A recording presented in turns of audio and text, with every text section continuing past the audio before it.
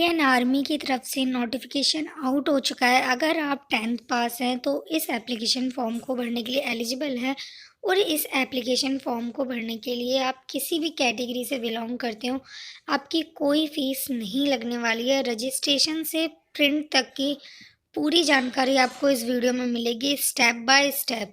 Important dates, eligibility criteria क्या है, age limit क्या रखी गई है, रिलैक्सेशन कितना मिला है, सिलेक्शन आपका किस तरीके से होगा, पूरा प्रोसेस आपको पता लगेगा इस वीडियो में। तो वीडियो को लास्ट तक ज़रूर देखें। तो चलिए वीडियो को स्टार्ट करते हैं। तो हम आ चुके हैं इंडियन आर्मी की ऑफिशियल वेबसाइट पे। यहाँ पे हम देखेंगे क्या नोटिफिकेशन आउट हुआ है। तो इसमें टोटल जो पोस्ट है वो हमारी टोटल 7 पोस्ट है, जिसमें से हमारी सारी पोस्ट के बारे में हम डिटेल में बात करेंगे। पहली पोस्ट है हमारी MTS सफाई वाले के लिए। इसमें हमारी 28 टोटल वैकेंसी है, जिसमें से UR वाले के लिए 13 है, OBC के लिए 8, SC वालों के लिए 4, EWS वालों के लिए 2 और ESM वालों के लिए 1 रिजर्व्ड है। लेवल 1 पे आपकी इसकी सैलरी होगी, यानी कि 18,000 रुपये से लेके 56,900 रुपये के बीच में आपकी सैलरी रखी गई है। एज लिमिट आपका 18 से 25 साल के बीच में रखा गया है। और इसके लिए इन सभी वैकेंसी के लिए यहाँ पे ये लिखा हुआ है, जैसे कि एजुकेशन क्वालिफिकेशन, तो आपका मैट्रिकुलेशन यानी कि आपकी 10th कंप्लीट होनी चाहिए। सेकंड हमारी MTS मैसेंजर की है। इसमें नंबर ऑफ़ वैकेंसीज 3 है, जो कि केवल UR वालों के लिए है। लेवल 1 के लिए सैलरी है और एज लिमिट सेम रखी गई है। थर्ड हमारी मैस वाटर है। इसमें क्या है, टोटल 22 वैकेंसी है। UR वालों के लिए 10 है, OBC कैंडिडेट्स के लिए 7 है, SC कैंडिडेट्स के लिए 1 है। लेवल 1 की ही इसमें सैलरी रहने वाली है सेम। एज क्राइटेरिया भी सेम रखा गया और एजुकेशन क्वालिफिकेशन भी सेम रखी गई है। फोर्थ हमारी है बार्बर के लिए। इसमें टोटल आपकी 9 वैकेंसीज़ हैं, जिसमें से UR वालों के लिए 5, OBC वालों के लिए 2, SC वालों के लिए भी 2। लेवल 1 पे सेम सैलरी है और आपकी एजुकेशन क्वालिफिकेशन का भी क्राइटेरिया सेम रखा गया है। फिर आगे हम देखते हैं हमारी पोस्ट नंबर हमारी हम देख लेते हैं 5th, जो कि है हमारी वॉशरमैन की। इसमें आपकी टोटल 11 वैकेंसीज है, जिसमें UR वालों के लिए 5, OBC वालों के लिए 3, SC वालों के लिए 3। लेवल 1 पे सैलरी है सेम इसमें रखा गया है। 18 से 25 साल के बीच में आपकी एज होनी चाहिए। लेकिन इसमें आपकी 10th के साथ साथ यहाँ पे मांगा है must be able to wash military sleeving clothes, यानी कि आपको जो मिलिट्री वाले होते हैं उनके कपड़े धोने अच्छे से आने चाहिए, ये इन्होंने साथ में रखा है। 6th है हमारा मलास्ची। इसमें आपकी टोटल 11 वैकेंसीज़ है। UR वालों के लिए 7 है, OBC वालों के लिए 2, SC वालों के लिए भी 2 है। लेवल 1 पे सैलरी रखी गई है सेम। इसमें 10th आपकी क्वालिफिकेशन होनी चाहिए, पर डिज़ायरेबल में कुछ चेंजेस किए हैं, जैसे कि यहाँ पे मांगा है आपका, एक second, convergent with the duties of the respective trades. आपको अच्छे से बात करनी है। कुक 7 हमारी लास्ट जो पोस्ट है वो हमारी कुक की है, जिसमें 51 वैकेंसी है। सबसे ज़्यादा वैकेंसी कुक के लिए ही है, जिसमें UR वालों के लिए 20 है, OBC वालों के लिए 8, SC वालों के लिए भी 8 है, EWS कैंडिडेट्स के लिए भी 8 है, ESM कैंडिडेट्स के लिए 1 है, ST कैंडिडेट्स के लिए 1 है। लेवल 2 पे सैलरी, इसमें सैलरी आपकी थोड़ी ज़्यादा है। 19,900 रुपये से लेकर 63,200 रुपये के बीच में आपकी सैलरी रखी गई है। एजुकेशन क्वालिफिकेशन सेम आपका 10th क्लियर होनी चाहिए, बट कुछ कंडीशन रखी है डिज़ायरेबल में, आप देख सकते हैं। Must have knowledge of Indian cooking and proficiency in trade, यानी कि आपको इंडियन फूड की अच्छे से नॉलेज होनी चाहिए, तो ही आपका सिलेक्शन किया जाएगा। तो सबसे ज़्यादा जो इसमें वैकेंसीज़ निकली हुई हैं वो निकली है आपकी कुक के लिए, और सबसे ज़्यादा सैलरी भी आपकी कुक में ही है। और बाकी आप अपने हिसाब से देख सकते हैं। Location and categories wise distribution, यानी कि लोकेशन क्या रहने वाली है आपकी, तो वो आप यहाँ पे देख सकते हैं। अगर आपको इसका PDF चाहिए तो आप मुझसे कमेंट बॉक्स में बोल सकते हैं, इसका PDF लिंक कर दिया जाएगा। नेक्स्ट यहाँ पे कुछ लिखा हुआ है, number of vacancies are likely be to change, यानी कि ये कहना चाहते हैं जो नंबर ऑफ़ वैकेंसीज़ है ये चेंज कर सकते हैं अपनी हिसाब से, अपनी मर्ज़ी से इस वाले पॉइंट में आप पढ़ सकते हैं। सेकेंड है the age limit for the above post is 18, जितनी भी मतलब पोस्ट है सबके लिए 18 से 25 साल के बीच में है। Age on the last date of the receipt of application, आपकी जो रिसिप्ट की लास्ट डेट है, इस वैकेंसी की लास्ट डेट आपकी 3 मार्च रखी गई है, तो 3 मार्च तक आपका 18 साल कंप्लीट होने चाहिए। Age relaxation shall be given to the SC, ST, OBC, EWS, ESM as applicable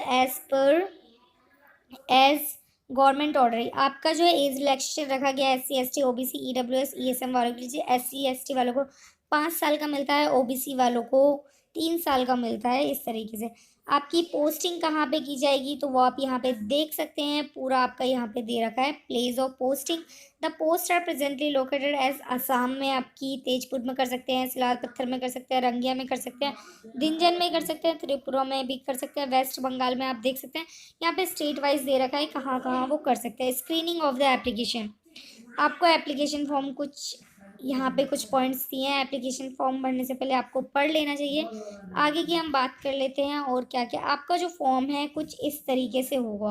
यहाँ पे देखिए एप्लीकेशन फॉर्मेट कुछ इस तरीके से होगा, जिसमें post applied for trade and location, यहाँ पे आपको लिखना पड़ेगा पोस्ट, किस पोस्ट के लिए आप अप्लाई कर रहे हैं। कुक के लिए कर रहे हैं, वॉशरमैन के लिए कर रहे हैं, MTS के लिए कर रहे हैं, किसके लिए भी कर रहे हो आप, यहाँ पे वो आपको डालना पड़ेगा। और साथ के साथ लोकेशन की आपको क्या लोकेशन चाहिए वो भी आपको डालनी है। सेकंड आपका आधार नंबर, आपको अपने आधार कार्ड का नंबर डालना है। थर्ड नेम, आपको नाम लिखना है आपका जो भी है। फिर आपको अपने पापा का नाम लिखना है, फिर आपको अपनी मम्मी का नाम लिखना है। फिफ्थ आपको अपनी डेट ऑफ बर्थ डालनी है। सिक्स में मेल या फीमेल जो भी हैं आपको वो डालना है। 7 पॉइंट में age on closing date of application, यहाँ पे आपको अपनी एज डाल देनी है, एजुकेशन क्वालिफिकेशन डाल देनी है। फिर आपको फिर कैटेगरी डाल देनी है कि आप किस कैटेगरी से बिलोंग करते हैं। फिर आपको एड्रेस डालना है, पहले कॉरेस्पॉन्डेंस वाला भी एड्रेस डाल देना है, परमानेंट फिर दोनों डालना है कि मतलब आप परमानेंटली कहाँ पे रहते हो, कॉरेस्पॉन्डेंस में आप कहाँ पे रहते हैं। फिर आपको अपना मोबाइल नंबर डालना है। It is mandatory to provide a mobile, ये क्या है मैंडेटरी है, आपको कंपलसरी है मोबाइल नंबर डालना ही डालना है। और सेकंड यहाँ पे एक और ऑप्शन है टेलीफोन नंबर, अगर आपके पास है तो आप डाल सकते हैं। और 10th में आपसे 10th पॉइंट में आप कुछ पढ़ लीजिएगा, क्योंकि यहाँ पे आपसे वो मांगा गया है आई सर्टिफाई दैट, मतलब आपने जो भी डॉक्यूमेंट्स वगैरह लगाए हैं सारे बिल्कुल सही हैं, कोई प्रॉब्लम नहीं है। I am not involve in the cream, आज तक आप पे कोई भी क्रिमिनल केस यानी कि रिपोर्ट FIR वगैरह आपका कुछ नहीं हुआ है, वो सब यहाँ पे सर्टिफाई करते हैं। अगर इस कंडीशन में अगर होता है तो आपका मतलब कि सिलेक्शन रुक जा सकता है, आपका जो एप्लीकेशन फॉर्म है उसे रिजेक्ट कर दिया जाएगा, ऐसा कुछ का है। फिर आपको यहाँ पे अपनी साइन कर देनी है, वो आप पढ़ सकते हैं। डॉक्यूमेंट्स अटैच, इसको आप ऑफलाइन मोड में सबमिट करेंगे, इसके साथ क्या क्या डॉक्यूमेंट्स अटैच होंगे वो आप यहाँ पे देख सकते हैं। मैं स्टेप बाय स्टेप आपको बता देती हूँ। फोटोकॉपी, आपको 10th क्लास की अपनी फ़ोटोकॉपी लगानी पड़ेगी, मार्कशीट की photocopy of marksheet of class 10। Same आपको मतलब 10th क्लास की अपनी कास्ट सर्टिफिकेट लगाना, आप जिस भी कैटेगरी से बिलोंग करते हैं आपको यहाँ पे लगाना है। अगर आप जनरल कैंडिडेट्स हैं तो जनरल कैंडिडेट्स वालों के लिए कास्ट सर्टिफिकेट नहीं होता है।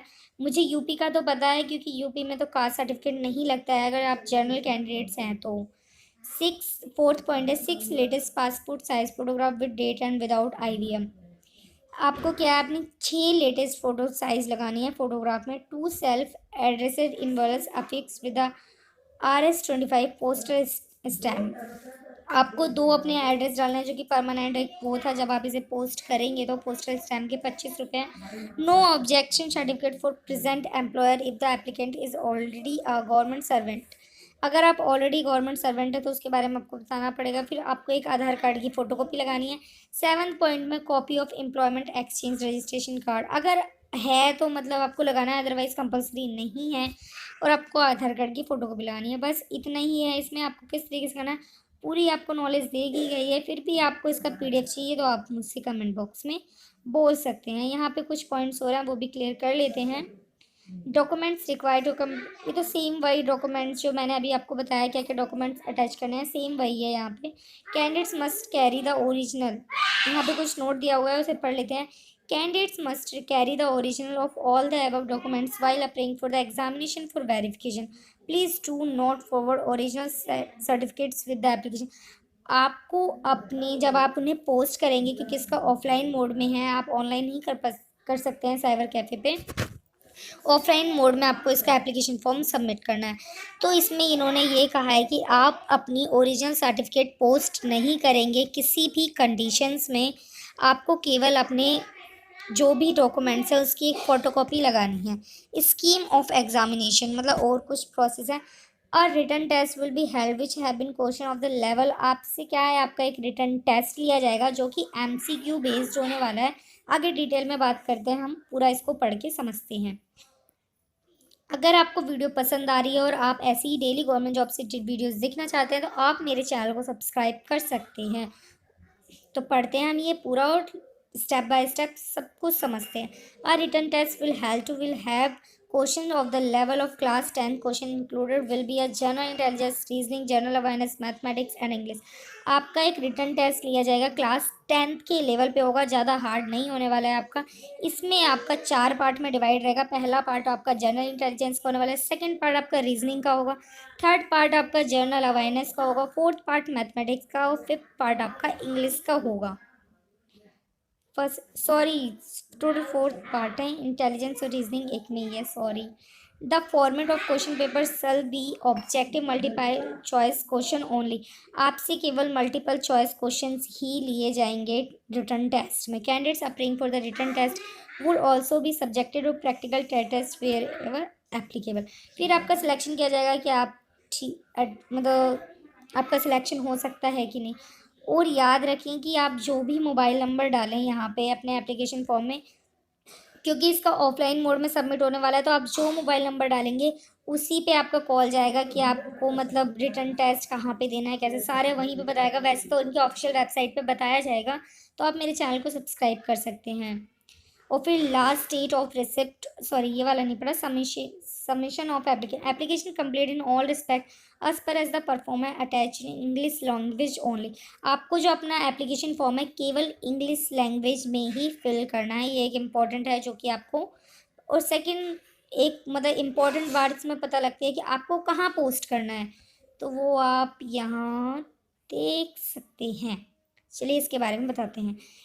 Documents are stated at para 4 above should reach by the post to group commander HQ22 movement control group। Pin code यहाँ दे रखा है, इस पिन कोड को जरा ध्यान से पढ़ें।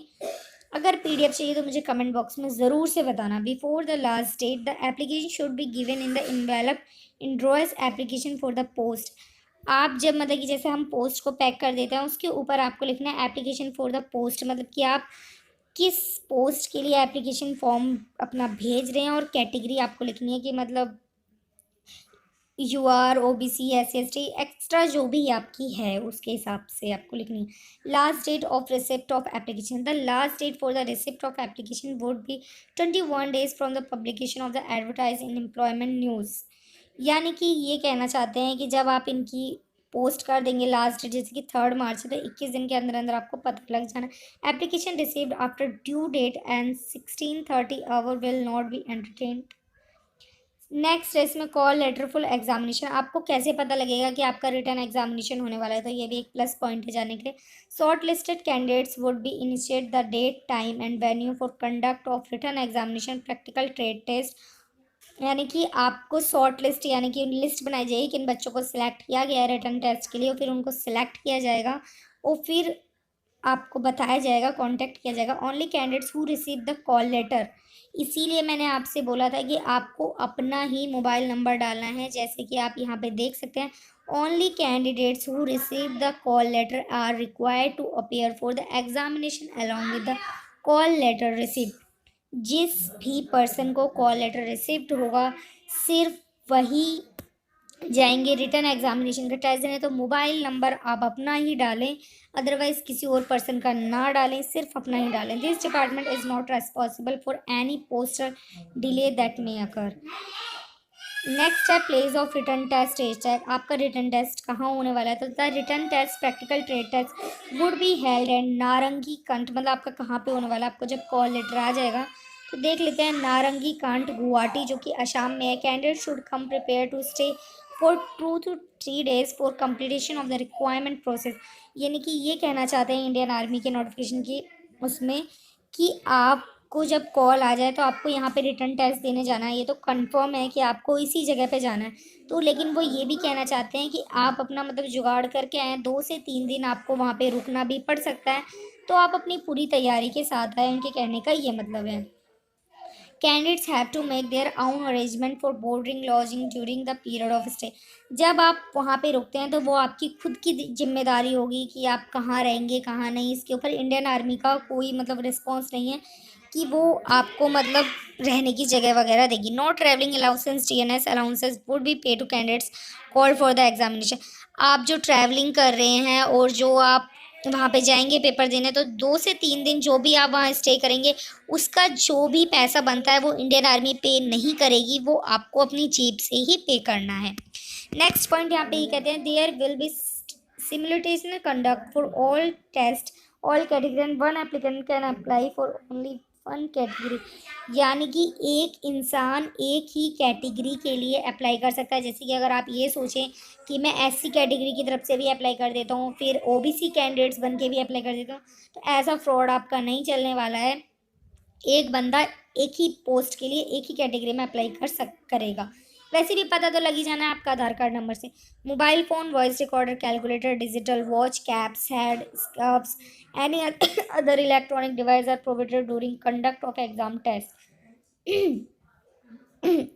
आपको मतलब जब वहाँ पे पेपर देने जाएंगे तो आपको मोबाइल फ़ोन नहीं लेके जाना है, वॉइस रिकॉर्डर भी नहीं लेके जाना है, कैलकुलेटर भी नहीं लेके जाना है, डिजिटल वॉचेस भी नहीं लेके जाने हैं, कैप्स भी नहीं, हेड स्कार्फ्स भी नहीं, एनी अदर इलेक्ट्रॉनिक कुछ भी नहीं लेके जाना है। Application which are incomplete in any respect non accompanied by the requested documents are liable to similarly rejected. यानी कि अगर आप एप्लीकेशन फॉर्म में कुछ भी चीज़ें ब्लैंक कर देते हैं, जैसे कि आपने आधार कार्ड नंबर नहीं लिखा, तो किसी ने नाम नहीं लिखा, तो किसी ने मोबाइल नंबर नहीं लिखा, तो इस कंडीशन में आपका जो एप्लीकेशन फॉर्म है उसे रिजेक्ट कर दिया जाएगा। All covid protocols to be follow by the candidate during the requirement process. आपको सारे कोविड के जो रूल्स हैं उन्हें फॉलो करना है रिक्वायरमेंट के टाइम पे। Department reserve the right to postpone, cancel, suspend, terminate the entire requirement process without any prior notice and without using reason any stage no representation corporation with is entertained in this regard। तो यही था ये post. आपको कैसे अच्छा लगा? मैंने detail में आपको बताया है, स्टार्टिंग से लेके आपको एप्लीकेशन फॉर्म कैसे फिल करना है, कहाँ पे आपको देना है, मैंने डिटेल में आपको सारा बताया है। तो वीडियो अच्छी लगी हो तो कमेंट बॉक्स में ज़रूर बताना, और ये आपको पीडीएफ चाहिए हो तो मुझे कमेंट बॉक्स में बताना। साथ के साथ चैनल पे नहीं है तो चैनल को ज़रूर सब्सक्राइब करना डेली गवर्नमेंट जॉब से वीडियोज़ के लिए विथ प्रूफ। जय हिंद।